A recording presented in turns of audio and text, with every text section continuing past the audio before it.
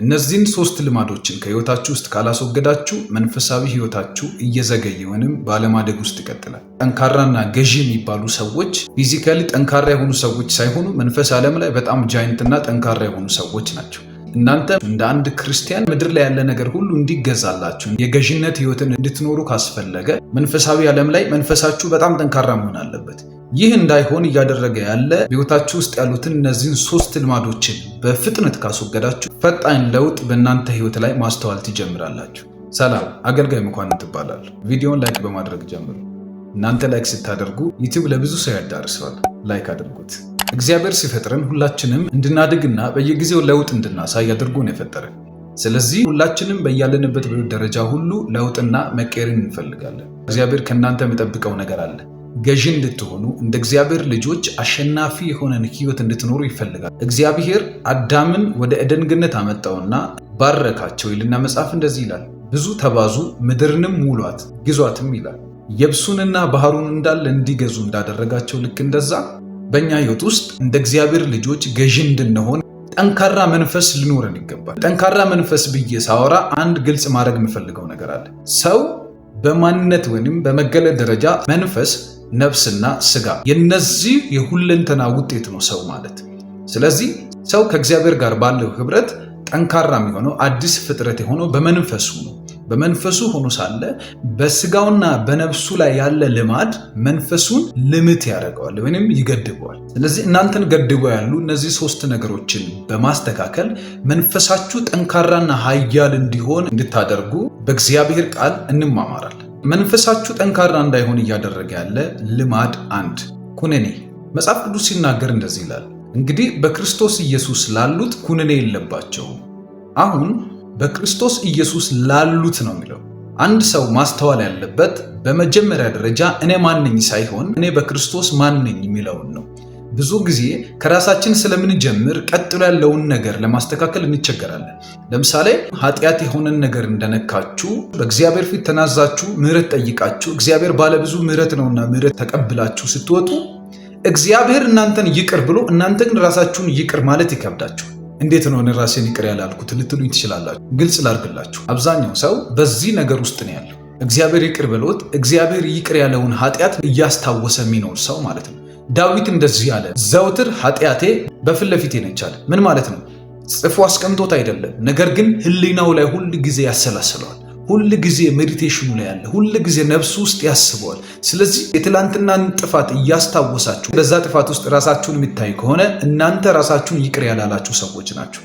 ትላንትና እግዚአብሔር እናንተን ይቅር ብሎ ዛሬ ድረስ በሐሳባችሁ ላይ የሚመላለስባችሁ ከሆነ ይሄ ራስን ይቅር ያለ ማለት ወይንም መኮነን ይባላል። በደንብ ላስረዳችሁ። እኛ ራሳችንን ይቅር አላልን ማለት ምን ማለት ነው? ከሁኔታ ጋር ተያይዞ እናንተ በምታልፉበት መንገድ ልክ ያልሆነ ነገር ሲያጋጥማችሁ የምታስቡት ትላንትና ያጠፋችሁት ጥፋት ስላለ እግዚአብሔር ለዛ ነገር ቅጣት እንደሰጣችሁ ዛሬ ድረስ ስታስቡ ራሳችሁን ይቅር ማለት ከብዷችሁ። ስለዚህ በዚህ መንገድ እንዳትያዙ ራሳችሁን ይቅር በሉና ከዛ ሲቹዌሽን ውጡ።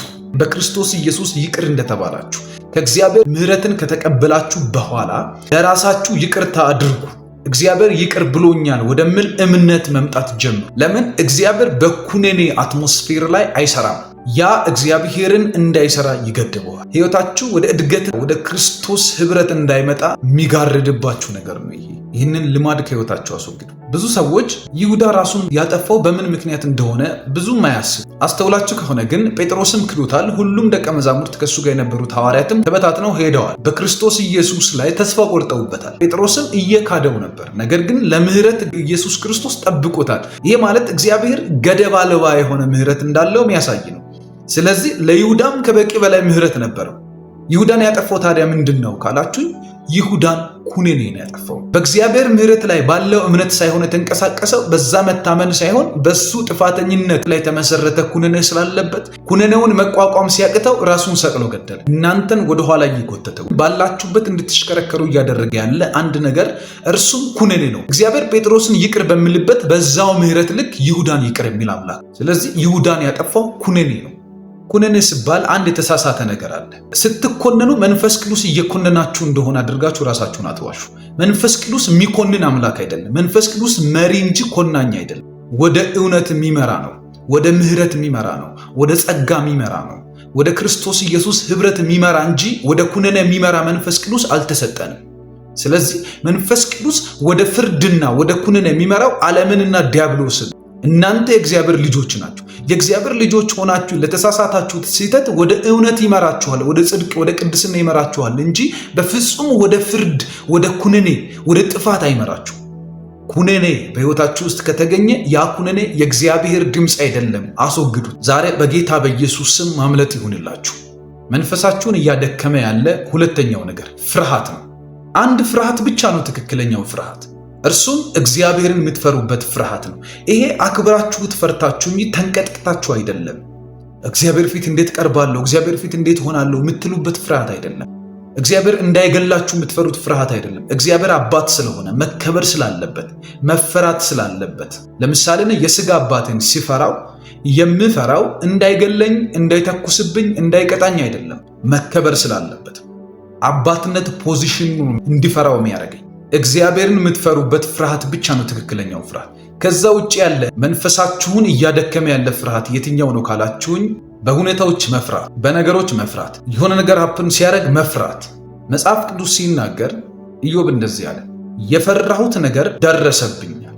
አንድን ነገር እየፈራችሁ ነው ማለት እያሰላሰላችሁት ያለው ነገር አለ ማለት ነው። ያ የምታሰላስሉት ሁኔታና ጉዳይ ሜዲቴት እያደረጋችሁ ስለሆነ መጽሐፍ ቅዱስ በምሳሌ መጽሐፍ ምዕራፍ 23 ከቁጥር 7 ላይ እንደዚህ ይላል፣ ሰው በልቡ እንዳሰበው እንደዛው ነው ይላል።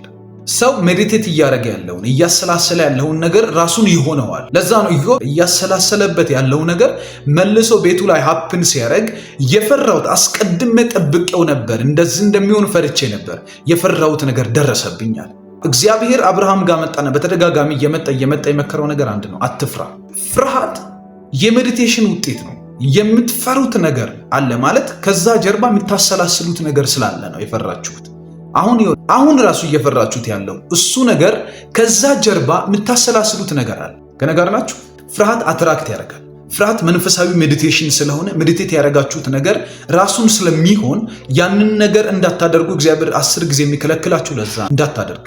አትፍራ፣ አትደንግጥ ብዬ አልነገርኩም? ምን አለው ለኢያሱ? እግዚአብሔር ለምንድን እንደዚህ በጽናት የሚቃወመው ፍርሃትን ካላችሁኝ፣ ፍርሃት ካለ የምታሰላስሉት ነገር አለ። ለኢያሱ እንደዚህ አለ፣ ይህንን የሕግን መጽሐፍ በቀንና በሌሊት አስበው አሰላስለዋል። ሰው የእግዚአብሔርን ቃል እያሰላሰለ አይፈራም። ፍርሃትን አስወግዱ።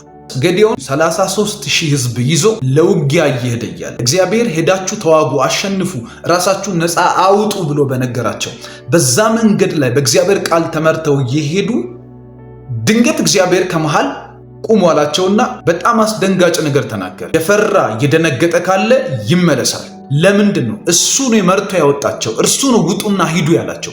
እርሱ ራሱ መጣና የፈራና የደነገጠ ይመለሳል። ፍርሃትና ድንጋጤ እናንተ ጋር ካለ ሰይጣን ብቻ አይደለም መሪሁ ራሱ ስለማይፈቅድ እግዚአብሔር ይመልሳችኋል።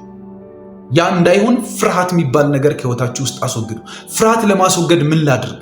የእግዚአብሔርን ቃል አስቡ። የእግዚአብሔርን ቃል ብቻ አልሙ። የእግዚአብሔርን ቃል ብቻ አእምሯችሁ ውስጥ አሰላስሉ።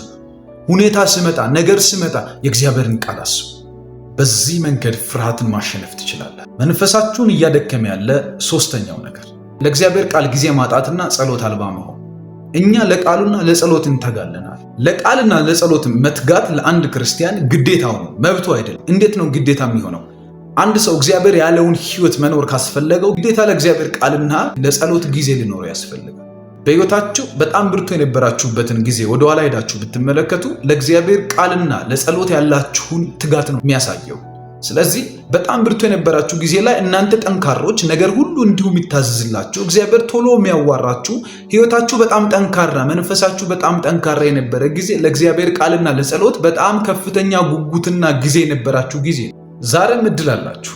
አሁንም ህይወታችሁን መቀየር። በጣም ጠንካራ መንፈስ ያለው ሰው፣ ጠንካራ መንፈስ ዓለም ላይ ተሰሚነት ያለው ተደማጭ የሆነ ሰው፣ እግዚአብሔርን እንዲሁ የሚያናግር ሰው መሆን ትችላላችሁ። ይህም የሚሆነው ለእግዚአብሔር ቃል ጊዜ ሲኖራችሁ። አንድ መርህ ልንገራችሁ። ኢየሱስ የተናገረው ሰው በእግዚአብሔርም ቃል እንጂ በእንጀራ ብቻ አይኖርም ማለት። ሰው ከእግዚአብሔር ቃል ጭምር ነው የሚኖረው።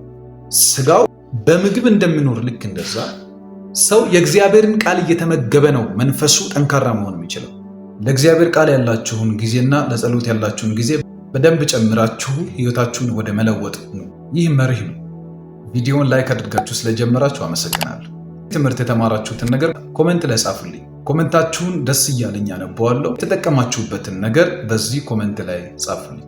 ጠቃሚ መስሎ ከታያችሁ ደግሞ ለወዳጆቻችሁ ሼር አድርጉ። ተባረኩ።